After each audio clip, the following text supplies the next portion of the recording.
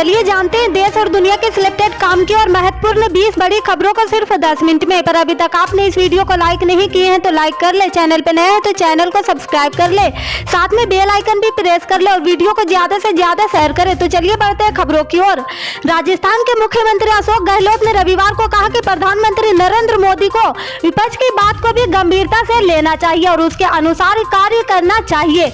गहलोत ने कहा कि आज भी कांग्रेस बहुत मजबूत पार्टी है। उन्होंने कहा कि राहुल गांधी पिछले 7 साल से लगातार प्रधानमंत्री और केंद्र सरकार के खिलाफ आवाज बुलंद कर रहे और उन्हें कटघरे में खड़ा किया है। गहलोत ने कहा कि राहुल गांधी ने बहुत पहले ही आगाह कर दिया कि कोरोना की स्थिति भयानक होने वाली है और सरकार को चाहिए कि वह अभी से ही ध्यान दे और कदम उठाए। गहलोत ने कहा कि विपक्ष तो आपको केवल आगाह ही कर सकती है। राहुल गांधी ने जो पहले आगाह किया था वही सच हो रहा। मोदी जी को विपक्ष के नेता की बात को गंभीरता से लेना चाहिए और उसके अनुरूप कदम उठाना चाहिए। उन्होंने कहा कि मैं मुख्यमंत्री हूं और यदि कार्यकर्ता विपक्ष के कोई नेता कुछ भी बोलता है तो मैं उस पर गौर करता हूं और उनकी बातों में दम होता है तो मेरी नैतिक जिम्मेदारी बनती है कि मैं जनहित के लिए उस बात को निरीक्षण करूं और उसे लागू करवाऊं। उन्होंने कहा कि आज इस तरह का माहौल बन गया है जैसे कांग्रेस वाले दुश्मन हैं।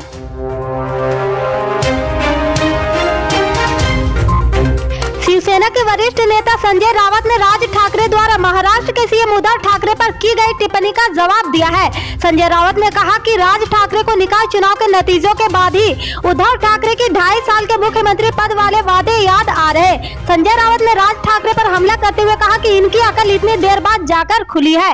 भाजपा और शिवसेना में क्या हुआ है वे हम दोनों देख लेंगे, इसमें हमें किसी तीसरे की जरूरत नहीं है। संजय रावत ने मीडिया से कहा कि शिवाजी पार्क में मनसे प्रमुख राज ठाकरे के कार्यक्रम को देखकर लोगों को लगा कि यह भाजपा का कार्यक्रम है। मस्जिद से लाउड स्पीकर हटाने की राज ठाकरे की बात पर संजय रावत ने कहा कि महाराष्ट्र में देश का कानून कायम है, गृह मंत्री सब कुछ कानून के अनुसार करेंगे। पहले ये देखिए कि कौन बीजेपी शासित राज्य में अजान बंद हो गई या मस्जिद के लाउड स्पीकर हटा दिए गए हैं। यह महाराष्ट्र और यहाँ कानून का पालन किया जाता है।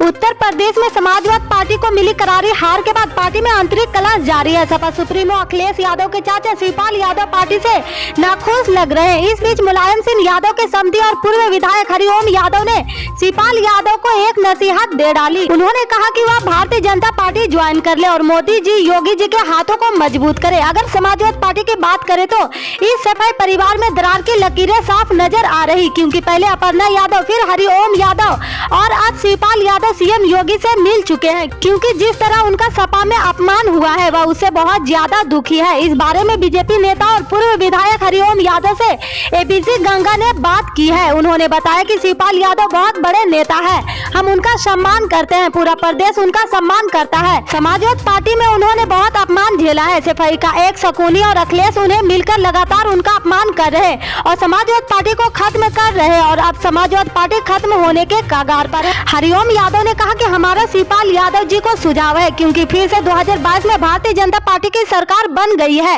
वह बीजेपी में शामिल होकर मोदी जी और योगी जी के हाथों को मजबूत करे। प्रदेश की जनता भी अब बीजेपी को पसंद कर रही है।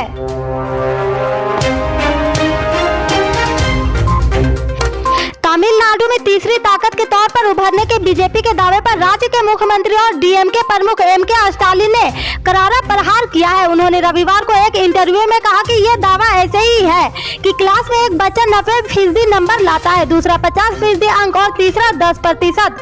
10% अंक लाने के साथ वह तीसरी ताकत बनने का दावा करता है। बीजेपी द्वारा हालिया विधानसभा चुनाव में भारी जीत हासिल करने के दावे को भी स्टालिन ने गलत बताया है। उन्होंने कहा कि उत्तर प्रदेश में बीजेपी की संख्या कम हुई है और पंजाब में उसे 2 सीट मिली है और कई बड़े नेता चुनाव हार गए। उनका एक डिप्टी सीएम समेत 10 मंत्री चुनाव हारे हैं। गोवा में बीजेपी के कई दिग्गज नेता और उत्तराखंड के मुख्यमंत्री भी चुनाव पराजित हुए हैं। लिहाजा पूरे तौर पर देखा जाए तो 5 विधानसभा चुनाव के नतीजे बीजेपी के लिए नकारात्मक रहा है।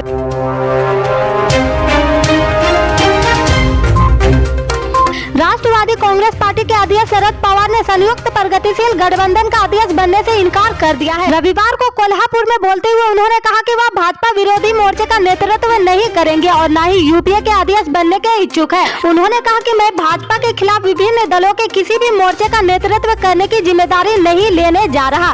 राकांपा प्रमुख ने कहा कि केंद्र में भाजपा को विकल्प बनने से कांग्रेस को खारिज नहीं किया जा सकता। उन्होंने कहा कि मुझे उस स्थिति में बिल्कुल दिलचस्पी नहीं है, मैं इसमें नहीं पड़ने वाला हूं, मैं वह जिम्मेदारी नहीं लूंगा। दरअसल एनसीपी की युवा शाखा ने हाल ही में एक प्रस्ताव पारित किया था जिसमें पवार को यूपीए का अध्यक्ष बनाने के लिए कहा गया था। पवार ने कहा कि अगर राष्ट्रीय स्तर पर एक विकल्प देने का प्रयास किया जाता है तो वह किसी भी ब्लॉक का सहयोग, समर्थन और मजबूत करने के लिए तैयार है। भाजपा के खिलाफ मोर्चा चलाने में कांग्रेस की भूमिका के बारे में पूछे जाने पर उन्होंने कहा कि कांग्रेस की पूरे भारत में मौजूदगी है, भले ही फिलहाल ग्रेट ओल्ड पार्टी सत्ता में नहीं है। एनसीपी प्रमुख ने कहा कि देश के हर गांव, जिले और राज्य में आपको कांग्रेस के कार्यकर्ता मिल जाएंगे। वास्तविकता यह है कि कांग्रेस का व्यापक उपस्थिति है।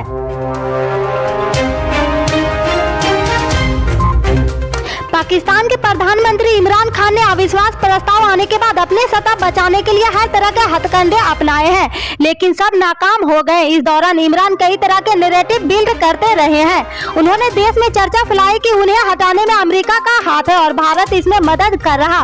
विपक्षी पार्टियों को इसमें शामिल बताया है, इसके बावजूद उन्हें कामयाबी नहीं मिली है। इसके बाद अंतिम समय में इमरान ने नेशनल असेंबली में डिप्टी स्पीकर का सहारा लिया। डिप्टी स्पीकर ने विदेशी साजिश का आरोप लगाकर संविधान के आर्टिकल 5 के तहत विपक्ष के अविश्वास प्रस्ताव को खारिज कर दिया।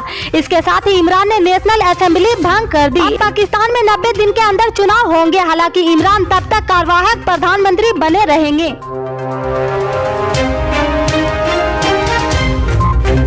पुरानी पेंशन प्रणाली बहाली करने की मांग करते हुए भोपाल पहुंचे अध्यापक व कर्मचारी को पुलिस ने हिरासत में ले लिया है।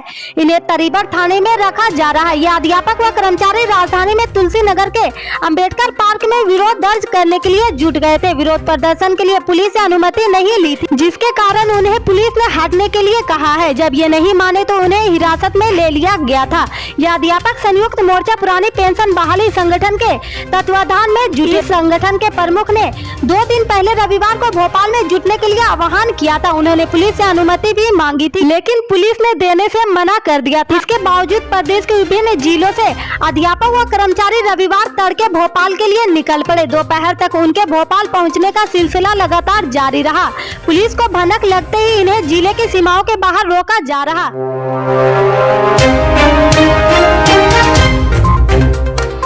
पंजाब के बाद अब हरियाणा भी राजधानी चंडीगढ़ पर अपना हक जताने की तैयारी कर रहा है। रविवार को हरियाणा के मुख्यमंत्री मनोहर लाल खट्टर के आवास पर इस संबंध में बैठक भी हुई है।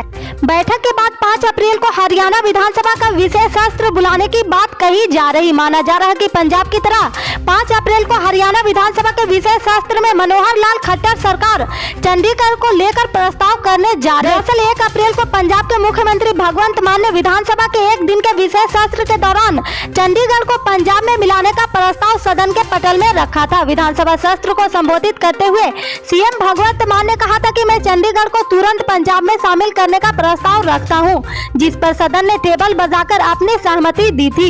चंडीगढ़ फिलहाल पंजाब और हरियाणा दोनों की राजधानी है। चंडीगढ़ को पंजाब में शामिल करने का प्रस्ताव पेश करते हुए सीएम भगवंत मान ने कहा कि आपसी भाईचारा के साथ जनता की भावनाओं को ध्यान में रखते हुए मैं एक बार फिर चंडीगढ़ को पंजाब में शामिल करने का प्रस्ताव रखता हूं। इससे आगे के अपडेट्स को जानने के लिए जुड़े रहे हमारे राइट न्यूज के साथ। मिलते हैं फिर बड़ी खबर में, तब तक के लिए जय हिंद।